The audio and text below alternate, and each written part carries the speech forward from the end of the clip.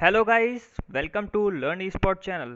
सो guys, आज के इस वीडियो की शुरुआत एक कोट के साथ मैं करना चाहता हूँ। वक्त सबको मिलता है ज़िंदगी बदलने के लिए।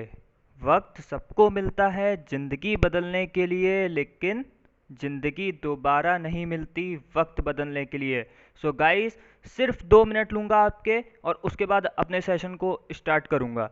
गाइस, मैं जैसा कि एनालाइज कर पा रहा हूँ कि मेरी मोस्टली वीडियोस में सिर्फ 1 या 2 मिनट का ही व्यूज़ आता है, यानी मोस्टली ऑडियंस सिर्फ 2 मिनट तक देखती है and then they will close the video. और गाइस, आप सब जानते हैं कि मैं मोस्टली हॉट टॉपिक्स को ही कवर करता हूँ या फिर करंट अफेयर सेक्शंस पे भी वर्क करता हूँ।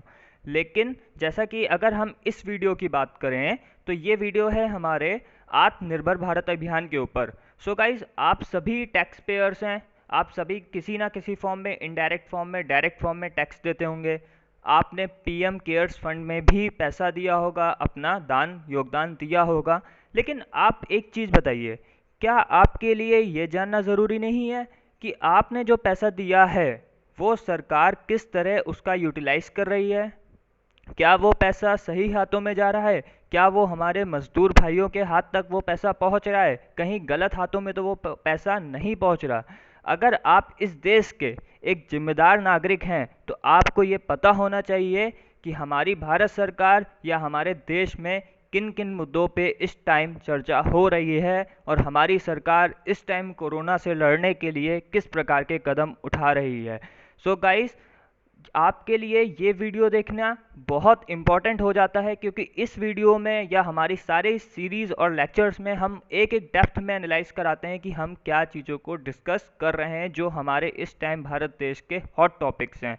और गाइस, इस कोरोना महामारी के समय आप अगर सच में किसी का हेल्प करना चाहते हैं तो प्लीज़ इस वीडियो को एक ऐसे पर्सन तक पहुंचाइए जो इस टाइम करेंटली किसी भी गवर्नमेंट एग्ज़ाम का प्रिपरेशन कर रहा है, क्योंकि ये वीडियो उसके लिए मोस्ट हेल्पफुल हो सकती है। और अगर उसका जॉब लगता है आपके द्वारा, आपकी इस हेल्प के द्वारा, तो इससे अच्छा इस टाइम हेल्प नहीं हो सकता। सो गाइस, ज़्यादा समय ना लेते हुए और उम्मीद करते हुए कि आप मेरे सारे सेशंस पूरे देखेंगे और एक जिम्मेदार नागरिक के रूप में अपना कर्तव्य निर्वहन करेंगे, मैं अपने वीडियो में आगे बढ़ता हूँ। सो गाइस, फर्स्ट स्लाइड की तरफ बढ़ते हैं। जैसा कि कल हम लोग ने डिस्कस किया था, हमारा इसमें पार्ट 1 भी आ चुका है, पार्ट 2 भी आ चुका है। तो यस्टरडेज अनाउंसमेंट क्या क्या की गई हैं फार्मिंग को रिलेटेड, एक बार उसको देख लेते हैं। जैसा मैंने कल डिस्कस किया था, 30,000 करोड़ रुपए एडिशनल गवर्नमेंट के द्वारा रखा गया है इमरजेंसी वर्किंग कैपिटल के फॉर्म में नाबार्ड के पास। जैसे ही जरूरत पड़ता है गवर्नमेंट इसको रिलीज करेगा रीजनल रूरल कोऑपरेटिव बैंक्स को या फिर रीजनल रूरल बैंक्स को। इससे लगभग 3 करोड़ फार्मर्स का सीधा सीधा, जो कि छोटे और मंझले हैं, उनका सीधा हेल्पफुल यहाँ पर ये स्कीम करेगी। उसके बाद किसान क्रेडिट कार्ड के ऊपर भी मैंने चर्चा करी थी। लगभग 2 लाख करोड़ रुपए का क्रेडिट बूस्ट दे रही है सरकार 2.5 करोड़ फार्मर्स को किसान क्रेडिट कार्ड लॉन्च करके। तो यहाँ पर 2 लाख करोड़ की लिक्विडिटी सरकार मार्केट में पहुँचा रही है। तो गाइस, देखते हैं फाइनेंस मिनिस्टर ने और एग्रीकल्चर में क्या क्या कदम उठाए हैं। तो देखिए, यहाँ पर एमएसपी की बात करी जा रही है, मिनिमम सपोर्ट प्राइस की बात करी जा रही है, और कहा जा रहा है कि लॉकडाउन पीरियड में सरकार ने लगभग 74,300 करोड़ रुपए का मिनिमम सपोर्ट प्राइस प्रोवाइड किया है या फिर उसमें परचेस किया गया है। उसके बाद पीएम किसान योजना, आप जानते होंगे पीएम किसान योजना, जो कि 1 दिसंबर 2018 को लॉन्च हुई थी। कब लॉन्च हुई थी? 1 दिसंबर 2018 को लॉन्च हुई थी। और इस योजना में सरकार क्या करती है, 6,000 रुपये सरकार के द्वारा दिया जाता है प्रत्येक किसान को, और 2,000 रुपये की किस्त यहाँ पर मिलती है हर 4 महीने के स्लॉट में। ठीक है, तो उसमें भी सरकार कह रही है कि हमने 18,700 करोड़ रुपए का फंड ट्रांसफर किया है। पीएम फसल योजना में भी 6,400 करोड़ रुपए के जो भी क्लेम्स वगैरह थे, जो भी बीमा में दिक्कतें थी, उनका सेटलमेंट किया गया है सरकार के द्वारा।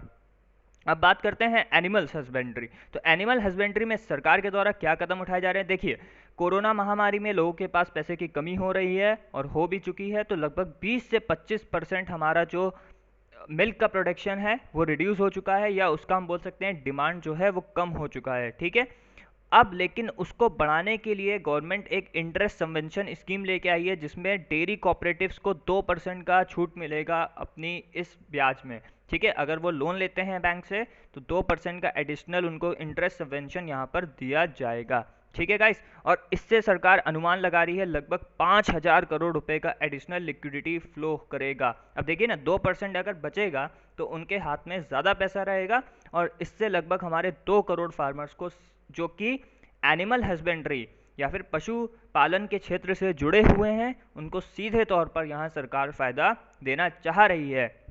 इससे क्या होगा? इससे मिल्क का प्रोडक्शन या फिर जो भी डेयरी प्रोडक्ट्स हैं या फिर एनिमल्स के जो प्रोडक्ट्स हैं उनके प्रोडक्शन में बूस्ट आएगा और हमारी सप्लाई चेन मेंटेन हो सकेगी। आगे की स्लाइड्स में बढ़ते हैं गाइस। फिशरीज डिपार्टमेंट में क्या क्या एडिशनल स्टेप लिए गए हैं सरकार के द्वारा, ये देख लेते हैं।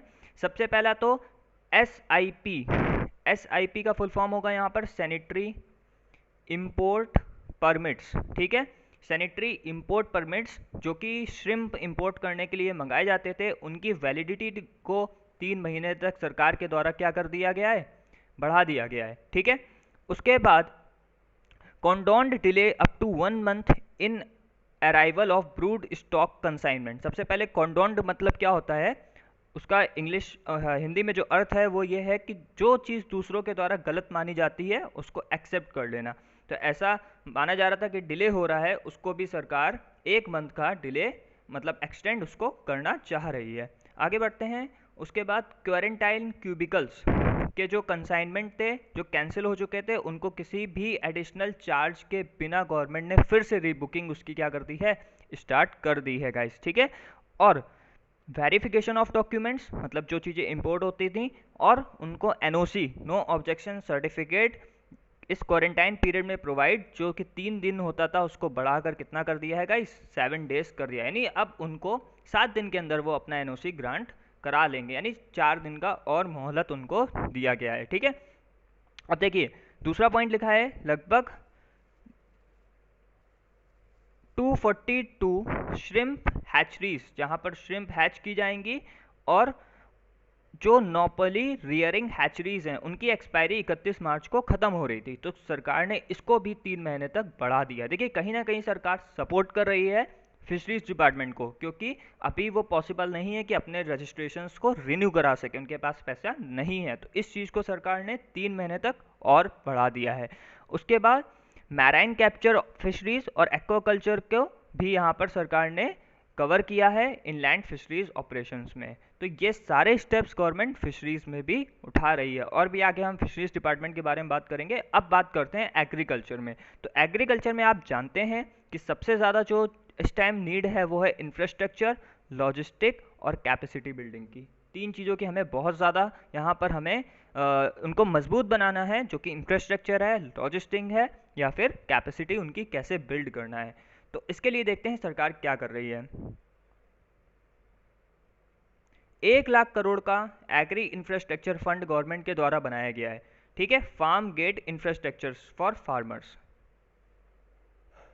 सबसे पहले आप ये समझिए यहाँ पर फार्म गेट का मतलब क्या होता है। देखिए फार्म गेट का मतलब होता है कि अब जो फार्मर्स है वो डायरेक्ट अपने प्रोडक्ट को कंज्यूमर्स तक पहुँचा सकते हैं बिना किसी इंटरमीडिएटरी के। ठीक है, तो यहाँ पर गवर्नमेंट फार्म गेट इंफ्रास्ट्रक्चर को बूस्ट करने के लिए बीच में किसी प्रकार का कोई दलाली ना हो, कोई भी फार्मर्स को ऑब्स्ट्रक्शंस ना हो, उसके लिए गवर्नमेंट 1 लाख करोड़ रुपए का प्रोजेक्ट लेके आ रही है, इसको मेंटेन करने के लिए, इसको और एडवांस बनाने के लिए। ठीक है, तो यहाँ पर देखिए लिखा है financing facility of ₹1 lakh crore will be provided for funding agriculture infrastructure project at farm gate and aggregation points. तो क्या क्या चीज़ें यहाँ पर कवर होंगी? PACS, ठीक है, PACS primary agricultural cooperative societies, farmers producer organization, agricultural entrepreneurs को भी ये फंड प्रोवाइड किया जाएगा। और जो लोग खेती में स्टार्टअप्स कर रहे हैं, फार्मिंग में स्टार्टअप्स प्रमोट कर रहे हैं, उनके लिए भी ये फंड एक तरीके से हेल्प करेगा। तो ये सारे कदम सरकार के द्वारा हमारे इस प्रोजेक्ट में उठाए जा रहे हैं। अब देखिए जो भी महिलाएं या फिर जो भी पुरुष घर में रह के आप देखते होंगे अचार पापड़ इस तरीके का बिजनेस करते हैं, but these are from informal sector, बस वो अपना प्रोडक्ट बनाते हैं, वो जाके छोटी मोटी दुकानों में उसको सेल कर देते हैं। उसको भी गवर्नमेंट, जैसे मैंने कल भी डिस्कस किया था फॉर्मलाइजेशन का कॉन्सेप्ट, गवर्नमेंट उनको भी फॉर्मल सेक्टर्स में उनको रजिस्ट्रेशन सर्टिफिकेट्स प्रोवाइड करा के फॉर्मल सेक्टर्स में उतारना चाहती है। इसके लिए गवर्नमेंट 10,000 करोड़ रुपए की स्कीम लेके आई है माइक्रो फूड इंटरप्राइजेस के लिए। ठीक है गाइस, तो यहाँ पर एक टैगलाइन लिखी है, vocal for local with global outreach. आवाज़ बनो किसके लिए? जो लोकल हैं और उनके माल को गवर्नमेंट ग्लोबल तक पहुंचाना चाहती है। इसके लिए अब गवर्नमेंट उनका FSSAI से फूड रजिस्ट्रेशन भी कराएगी और उनको ग्लोबल स्टैंडर्ड्स पे प्रोवाइड किया जाएगा। इससे ऐसा अनुमान लगाया जा रहा है लगभग 2 लाख माइक्रो फूड इंटरप्राइजेस को अपने गोल को अचीव करने में आसानी होगी। उसके बाद देखिए यहाँ पर क्लस्टर बेस्ड अप्रोच को भी टारगेट किया जा रहा है। क्लस्टर बेस्ड अप्रोच होती है कि जहाँ पर जिस चीज़ का प्रोडक्शन होता है उसको वहाँ पे प्रमोट करना। फॉर एग्जांपल यूपी की अगर बात करें तो यूपी में होता है मैंगो का ज़्यादा प्रोडक्शन, सपोज करिए, ठीक है, तो वहाँ पे अचार को कैसे प्रमोट किया जाए, मैंगो जैम को कैसे बनाया जाए, मैंगो से रिलेटेड जितने भी प्रोडक्ट्स हैं उनको लोकल में कैसे प्रमोट किया जाए। ठीक है, यहाँ पर लिखा हुआ है केसर इन जम्मू कश्मीर, बम्बू शूट्स इन नॉर्थ ईस्ट, चिली इन आंध्र प्रदेश, टैपियोको इन तमिलनाडु। और भी क्लस्टर बेस्ड अप्रोच यहाँ पर अन्य राज्यों में अपनाई जा सकती हैं। इससे होगा क्या कि देखिए जितने भी वर्कर्स हैं हमारे, उनके एक तो सबसे पहला तो फाइनेंशियल स्टेबिलिटी उनको प्रोवाइड होगी।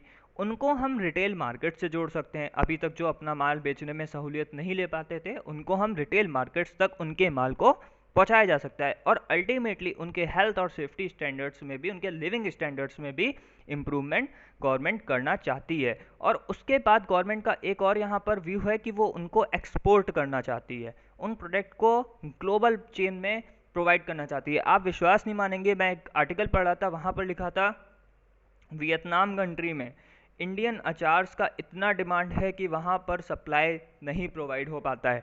तो देखिए कितना अपॉर्चुनिटी है। और हमारे देश में अचार का इतना कम प्रोडक्शन है लेकिन मांग बहुत कम है उसके हिसाब से। तो जहाँ पर ज़्यादा मांग है गवर्नमेंट हमारी वहाँ तक उस प्रोडक्ट को पहुँचाने की सोच रही है। तो बहुत अच्छा सरकार का एम है, vocal for local with global outreach. आगे बढ़ते हैं। मैंने अभी फिशरीज डिपार्टमेंट में बात करी थी, एक और गवर्नमेंट यहाँ पर लॉन्च कर रही है लगभग 20,000 करोड़ रुपए प्रधानमंत्री मत्स्य संपदा योजना के अंदर यहाँ पर ये इनेक्ट किया जाएगा। अब देखिए इस 20,000 करोड़ को तोड़ते हैं हम लोग, 11,000 करोड़ जो है ये मैराइन, इनलैंड फिशरीज और एक्वाकल्चर में काम आएगा। तो याद रखिए मैराइन, इनलैंड फिशरीज और एक्वाकल्चर में। और जो 9,000 करोड़ है हमारा, 9,000 करोड़ है, ये फिशिंग हार्बर्स, जैसे सी पोर्ट में फिशिंग हार्बर्स होते हैं उनको मेंटेन करना, कोल्ड चेन बनाना, मार्केट्स डेवलप करना, उसमें यहाँ पर खर्चा किया जाएगा। ठीक है, इससे ऐसा अनुमान लगाया जा रहा है कि लगभग 70 lakh tonne additional fish production होगा अगले आने वाले 5 सालों में। ठीक है, इससे लगभग 55 लाख लोगों को क्या मिलेगा? रोजगार मिलेगा। हमारा एक्सपोर्ट दुगना हो जाएगा जो कि लगभग 1 लाख करोड़ तक पहुंच जाएगा। गाइस बहुत बड़ा ये वैल्यू है, 1 लाख करोड़ तक हमारा एक्सपोर्ट क्या हो सकता है? पहुंच सकता है। लेकिन इस स्कीम में और भी ज़्यादा फोकस किया जा रहा है आइलैंड नेशंस पे, आइलैंड स्टेट्स में, उसके बाद हिमालयन स्टेट्स में, नॉर्थ ईस्ट में और एस्पायरेशनल डिस्ट्रिक्ट में। तो एस्पायरेशनल डिस्ट्रिक्ट वो डिस्ट्रिक्ट जहाँ पर रिसोर्सेज का कमी है, जहाँ पर अनडेवलप्ड डिस्ट्रिक्ट्स हैं वो हमारी। ठीक है, आगे बात करते हैं। एनिमल डिसीज कंट्रोल प्रोग्राम लेके आई है हमारी सरकार। इसमें लगभग 13,343 करोड़ रुपए का फंड रिलीज किया गया है। किसके लिए? फूड एंड माउथ डिसीजेस को बचाने के लिए, एनिमल्स में इस प्रकार का डिसीज ना हो। और ब्रूसलिस, ब्रूसलिस का मतलब आप समझ लीजिए, थोड़ा सा मैं इसको एक्सप्लेन कर देता हूँ। ब्रूसलोसिस का मतलब होता है, देखिए जब एनिमल से कोई डिसीज हमारे पीपल्स में माइग्रेट करती है और उसके बाद ये किस कारण होता है? अनपैस्चुराइज्ड डेयरी प्रोडक्ट्स के कारण। अनपैस्चुराइज्ड डेयरी प्रोडक्ट्स के कारण ये सारी चीज़ें हमारी बॉडी में एंटर करती। तो उन चीज़ों से बचने के लिए गवर्नमेंट 13,343 करोड़ रुपए का फंड लेके आई है और इसमें 100% वैक्सीनेशन होगा। हमारे जो कैटल्स हैं, हमारी जो बेफेलोज हैं, शीप्स हैं, गॉट्स हैं, पिग पॉपुलेशन है, लगभग 53 करोड़ 53 करोड़ एनिमल्स को यहाँ पर वैक्सीनेटेड किया जाएगा, जिनमें फूड एंड माउथ डिसीज और ब्रूसलोसिस ना हो, इसको इंश्योर किया जाएगा। ठीक है, अभी तक गवर्नमेंट का बताया गया है कि लगभग 1.5 करोड़ गायें और भैंस, काउस एंड बेफेलोस को टैग किया गया है, टैगिंग चल रही है उनका, और वैक्सीनेट भी किया गया है। ठीक है गाइस, और देखते हैं इस एनिमल हस्बेंड्री में हमारी सरकार ने क्या क्या किया है। तो 15,000 करोड़ रुपए का और फंड लॉन्च किया है, animal husbandry infrastructure development fund. तो देखिए, गवर्नमेंट चाहती है कि प्राइवेट सेक्टर को जो भी डेयरी प्रोडक्ट्स हैं उनमें वो ज़्यादा और इन्वेस्ट करें, क्योंकि हमारे भारत में मिल्क का प्रोडक्शन नंबर 1 है। ठीक है, तो यहाँ के dairy products we can export to other countries, जहाँ पे आप जानते नहीं होंगे यूएसए में अमूल का कितना डिमांड है। ठीक है ना, तो वहाँ पे लस्सी और अमूल के प्रोडक्ट्स बहुत फेमस है गाइस। तो इस चीज़ को भी गवर्नमेंट प्रमोट करना चाहती है और प्राइवेट इन्वेस्टमेंट को एम करना चाहती है, जिससे वो प्रोसेसिंग में पार्टिसिपेट करें, वैल्यू एडिशन में पार्टिसिपेट करें और कैटल फीड इंफ्रास्ट्रक्चर में पार्टिसिपेट करें। तो लगभग 15,000 करोड़ रुपए यहाँ पर दिया जा रहा है, और इंसेंटिव्स भी दिए जाएंगे प्लांट्स को एस्टेब्लिश करने के लिए और एक्सपोर्ट ऑफ नीच प्रोडक्ट्स। तो नीच प्रोडक्ट्स का मतलब समझ लीजिए, सबसे पहले क्या होता है, कुछ स्पेसिफिक प्रोडक्ट्स को आइडेंटिफाई करना। ठीक है, स्पेसिफिक प्रोडक्ट्स को आइडेंटिफाई करना और उनको प्रमोट करना हमारी इकोनॉमी के लिए। तो गाइस, यहाँ पर 15,000 करोड़ रुपए गवर्नमेंट लेके आ रही है। अब देखते हैं मेडिसिनल फील्ड में गवर्नमेंट क्या कर रही है। तो लगभग 4,000 करोड़ रुपए गवर्नमेंट लेके आई है, किस चीज़ को, हर्बल कल्टीवेशन को प्रमोट करने के लिए। ठीक है, यहाँ पर एक बोर्ड आप याद रखिए, पेपर के लिए इंपॉर्टेंट हो सकता है, NMPB। NMPB का फुल फॉर्म होता है नेशनल मेडिसिनल प्लांट्स बोर्ड। तो यहाँ पर NMPB क्या कर रहा है, 2.25 लाख हेक्टेयर का कल्टीवेशन प्रोवाइड कर रहा है मेडिसिनल प्लांट्स के लिए, यानी लैंड प्रोवाइड करा जा रहा है कि जहाँ पर वो अपने मेडिसिनल प्लांटेशन है उसको प्रमोट कर सकते हैं। ठीक है, और आगे आने वाले 2 सालों में 10 लाख हेक्टेयर तक का यहाँ पर टारगेट सरकार द्वारा दिया जा रहा है।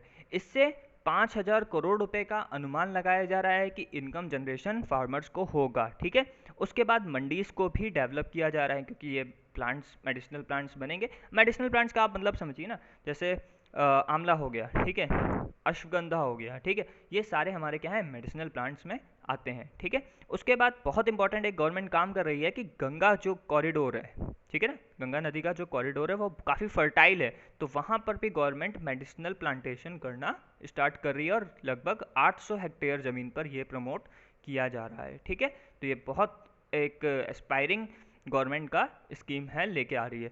अब बी कीपिंग के बारे में बात करते हैं, तो गवर्नमेंट यहाँ पर 500 करोड़ रुपए का इन्वेस्टमेंट करना चाहती है। तो देखिए, जो गरीब जो हमारे गांव के लोग होते हैं, रूरल इकोनॉमी में, वहाँ बी कीपिंग बहुत बड़ा एक उनका व्यापार है और उनकी रोजी रोटी का साधन है, तो इसको भी गवर्नमेंट फोकस कर रही है। ठीक है, और इसके लिए गवर्नमेंट जैसे कि बी कीपिंग डेवलपमेंट सेंटर्स बनाएगी, ठीक है, कलेक्शन सेंटर्स बनाएगी, जैसे हनी जो होता है उसको कलेक्ट करेगी गवर्नमेंट, मार्केटिंग करेगा उसका गवर्नमेंट, उसके बाद उसके स्टोरेज को कैसे प्रमोट किया जाए, ख़राब ना हो चीज़, उसको भी किया जाएगा, और भी फैसिलिटीज़ को यहाँ पर गवर्नमेंट उस चीज़ में प्रोवाइड कर रही है।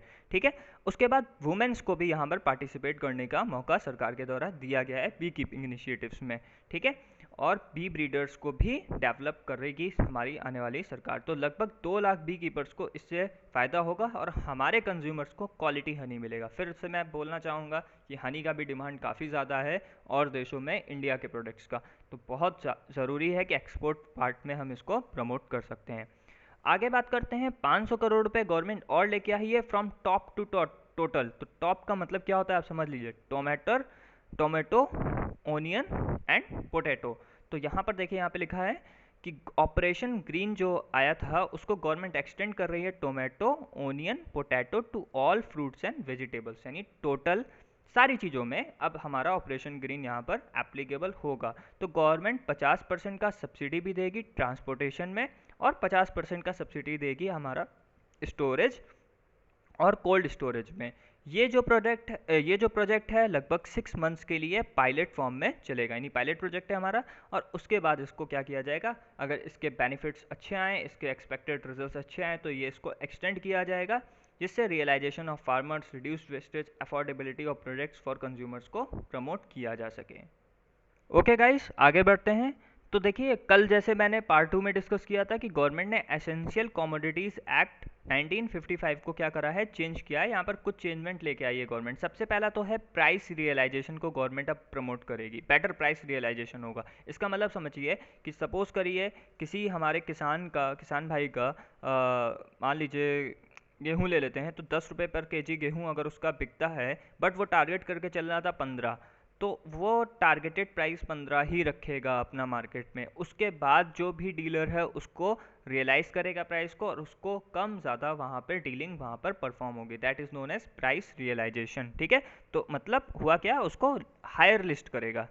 प्राइस रियलाइजेशन मतलब क्या हुआ, हाई लिस्ट करेगा उस प्राइस को, उसके ऊपर कम डिस्काउंट देगा, यानी ज़्यादा मार्जिन नहीं देगा, और कुछ एडिशनल चेंजेस भी वहाँ पर वो परफॉर्म करेगा। ठीक है, पहला तो ये। उसके बाद गवर्नमेंट अब सीरियल्स, दालें, edible oils, oil seeds, sorry cereals मतलब अनाज, पल्सेस, दाल, ओनियंस एंड पोटैटो, इनको डीरेगुलेट करेगी। यानी ऐसे फूड स्टफ्स अब गवर्नमेंट के अंदर ना आते हुए सारी चीज़ों को रेगुलेट करेंगे। उसके बाद स्टॉक लिमिट को भी एक्सेप्ट किया जाएगा।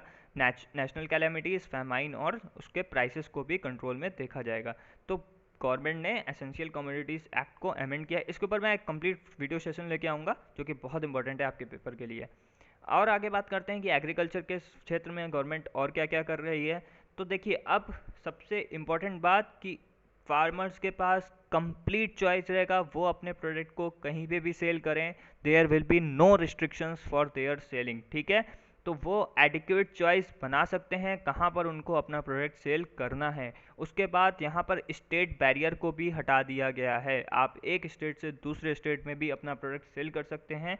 और गवर्नमेंट ई मंडी, ई नाम, नेशनल एग्रीकल्चरल मार्केट, ऐसे प्रोजेक्ट्स को भी ला रही है जिससे ऑनलाइन ही हो सके। ऑनलाइन का मतलब समझ रहे हैं ना, एक फार्मर ये है और एक डीलर ये है सपोज करिए। ठीक है, फार्मर ने अपने कंप्यूटर से इसको भेजा ई नाम मंडी के थ्रू कि हमारा प्राइस इतना है, यहाँ पर अगर वो ऑफ़र एक्सेप्ट करेगा तो ये इसको बताएगा। तो इस तरीके का एक क्लस्टर तैयार करा जा रहा है ई ट्रेडिंग का एग्रीकल्चरल प्रोड्यूस में। ठीक है, और क्या किया है गवर्नमेंट ने, agricultural produce price and quality assurance. ठीक है, तो फैसिलिटेटिव लीगल वर्क परफॉर्म किया जाएगा। रिस्क मिटिगेशन फॉर फार्मर्स, किसी भी प्रकार का रिस्क कवर किया जाएगा, उनको एश्योर्ड रिटर्न्स मिलेगा, उनकी क्वालिटी को चेक किया जाएगा। ये भी सरकार के द्वारा कदम उठाए जा रहे हैं। उसके साथ ही प्राइवेट सेक्टर में इन्वेस्टमेंट को प्रोवाइड किया जाएगा, और एग्रीकल्चरल सेक्टर में जितने भी हिंड्रेंस हैं उनको रिमूव किया जाएगा उन प्राइवेट सेक्टर के थ्रू। यानी एक ऐसा मैकेनिज्म सरकार के द्वारा तैयार किया जा रहा है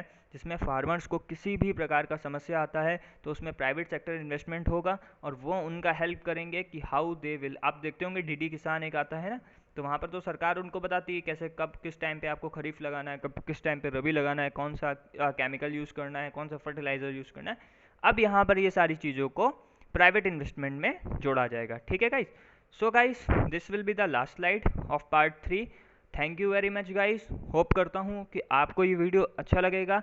आरबीआई का तैयारी करते हैं आप, सेबी का तैयारी, नाबार्ड, एसएससी, यूपीएससी, कुछ भी तैयारी करते हैं, क्वेश्चन बनेगा बनेगा बनेगा, यहाँ से आपका कोई चांस नहीं है। आप इस वीडियो को मिस नहीं कर सकते हो। नोट्स बनाना है, इसका पीडीएफ डिस्क्रिप्शन पार्ट 1 पार्ट 2 मैं सारा चीज़ डिस्क्रिप्शन में छोड़ दूंगा।